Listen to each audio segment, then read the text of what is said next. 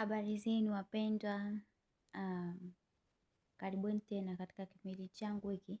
Leo nataka kuelezea baadhi ya maneno, lakini pia nitajaribu kuongea in parables. Nitaongea na mimi kuongea kwa mafumbo, sihitaji kumpointi mtu, ila huu ujumbe unamhusu kila mmoja, hasa kwa Mkristo, tunapaswa kulielewa hili. Okay, katika maisha yetu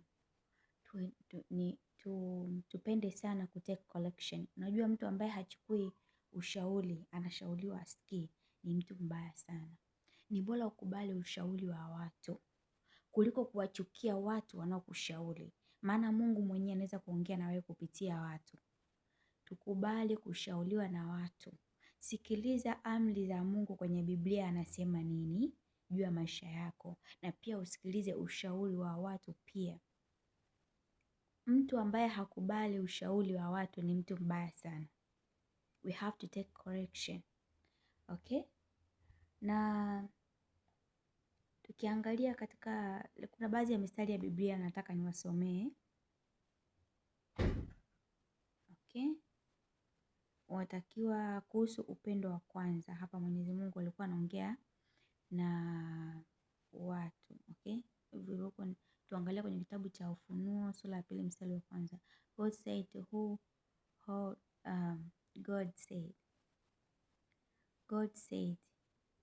He who holds the 7 stars, he who walks in the midst of 7 golden stars, I know your works, I know your labors, and you have labored for my name's sake.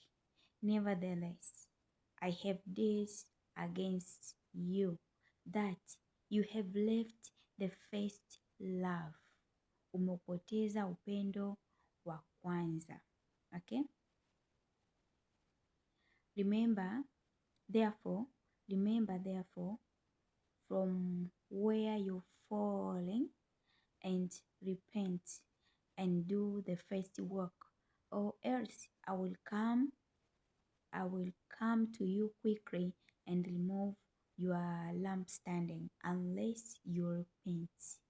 Anasema hivyo basi, kumbuka upendo wako wa kwanza.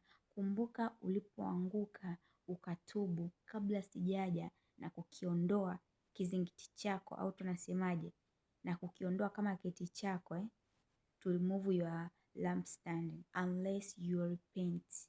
Labda utubu. Report from God and money brings repentance. Okay?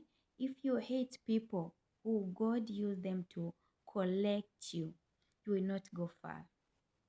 Ukiwachukia watu ambao Mungu anawatumia kuja kukuonya, kukushauri, hauwezi kufika mbali katika maisha yako. You need honest people in your life. Matthew 7:22 and verse 21. Not everyone who calls God God, he really loves God. Okay? Kwa hiyo hapa Mungu anatuambia kwamba ni bora tukubali ushauri wa watu, tukubali ushauri kwa watu wanaotushauri, na pia tusikilize amri za Mungu kwenye Biblia alivyosema. Mtu ambaye hakubali correction, hakubali kushauriwa, huyu mtu hawezi kwenda mbali. Okay? Mungu anatumia watu waliokuzunguka kuzungumza na wewe. Sio kwamba utasubiria Mungu ashuke mwenyewe kutoka mbinguni kuja kusema na wewe. Anasema na wewe kupitia Biblia, na pia anawatumia watu kuja kusema na wewe. Hivyo basi, usipokubali kusikiliza ushauri, atakwambia mara 2, mara 3, mara ngapi. Kwa hiyo anasema ni bora urudi mapema ukatubu, kabla sijaja na kukiondoa kizingiti chako, kabla sijaja nikakuondoa upesi. Mungu wetu anatupenda sana. Kabla hajafanya jambo lolote lile, lazima mtaarifu mtu, lazima aseme na mtu. Watu watakwambia, watu watakupoint, watu watakusema. Usipokubali collection ya watu, usipokubali ushauri wa watu, na ukachukua mistari ya Biblia Mungu anasema nini kwenye amri zake, hauwezi kufika mbali. Hauwezi kufika mbali. Na Mungu atakapokuja kukuondoa au madhara atakao kupata, huwezi kulaumu, maana Mungu ameshasema na wewe mara nyingi. Unaona? Kwa hiyo tukubali kushauriwa na tufate kile Mungu anachosema. Yesu mwenyewe kwanza, mtu ambaye hakubali correction, huyu mtu ni wa ajabu. Yaani tunahitaji watu ambao wako karibu yetu, ambao wako wazi kutuambia kwamba wewe hapa umekosea, hapa umeenda kushoto, hapa haifai, rudi hivi. Hawa watu tunawahitaji kwenye maisha yetu. Usipowahitaji kila kitu kwako ni kizuri, kila kitu kwako ni kizuri, yaani wewe ni mzuri tu, hauna makosa, kuna kitu kiko tofauti hapo. Kwa sababu mwanadamu yeyote yule aliye hapa duniani huwa ana makosa. Hakuna aliyetimia zaidi ya Mungu peke yake. Hivyo basi lazima tusikilize kwa wanadamu wanakuonaje. Usikubali kuonekana wewe tu ni mzuri, wewe tu ni mzuri, hauna makosa. Hapana. Tunawahitaji watu wa kutushauri katika maisha yetu. Tena unawahitaji watu wenye hadhi ya juu, sio wale watu ambao wako chini yako wadogo wadogo. Wale wanakutetemekea, wanakuogopa, hata kama umekosea watakwambia uko sawa. Ukitaka kujua wewe ulivyo, wafuate watu wenye juu ya hadhi ulionayo, watu wakubwa kama wewe, waulize. Mpende mtu anayekuambia hebu angalia macho yako, angalia pua yako, angalia sura yako, kajiangalia kwenye kioo ulivyo kwanza. Mpende mtu anayekuonya, mpende mtu anayekuambia vitu, namna unavyoishi maisha yako, kwamba hapa umekosea, hapa hujakosea. Usiwachukie na kuwaona wa vibaya ukafanya vita nao. Hao watu unawahitaji sana kwenye maisha yako. Usikilize ushauri wao, ukubali. Yesu mwenyewe alipokuwa na disciples, wale wanafunzi wake, kuna kipindi alikuwa anaomba, akawauliza, watu wanasema mimi ni nani huko nje?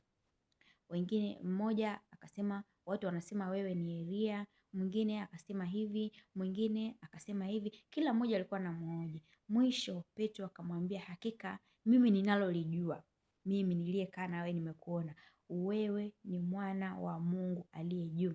Akamwambia, litunze hilo, usimwambie mtu yeyote. Kwa hiyo kama Yesu mwenyewe ambaye ni Mungu alikuwa duniani na akataka kujua watu wanamuonaje, watu wanasema nini kuhusu yeye, ni nani wewe usiokubali kutake correction? Wewe ni mwanadamu tu, lazima ukubali kushauriwa. Katika maisha yetu tunahitaji watu ambao wako wazi kutuambia maisha yetu. Wewe kama unataka uonekane mzuri tu, hauna makosa, hakuna kitu kama hicho. Hakuna mtu ambaye hana makosa duniani. Sisi ni wanadamu, hatujakamilika. Aliyekamilika ni Mungu peke yake. Kwa hiyo, ukiona wewe unaambiwa tu ni mzuri, jiangalie. Kuna kitu ambako hakiko sawa. Hauwezi kuwa mzuri tu, lazima unakosea kama mwanadamu. Kwa hiyo ni lazima tunawahitaji hao watu wa kutuonya kwenye maisha yetu na kutoka kwenye mstari. Biblia inasema, fuata kanuni ya Mungu anavyokuambia, lakini pia sikiliza maneno ya watu. Take correction. Ujue ni wapi ulipoanguka, ili uweze kujua ni nini cha kutubu, ili uweze kutubu na kurudia upendo wako wa kwanza. Maisha yako ya kwanza ulioanza nayo kwenye hiyo kazi au hicho kitu ulicho nacho, au maisha hayo ulionayo sasa. Jiangalie ulikotoka. Rudi. Kwa nini hawa watu wananisema sana? Kwa nini mimi tu? Na neno la Mungu linasemaje? Rudi, tulia. Rudi utubu mapema kabla Mungu hajakurudia na kukuondoa na kufanya lake juu yako. Maana hana hasara yoyote Mungu. Anaweza akaumba tena na tena tena na tena. Kwa hiyo ndio hayo tu wapendwa. Wenye hekima ya Mungu wamenielewa. Asanteni sana.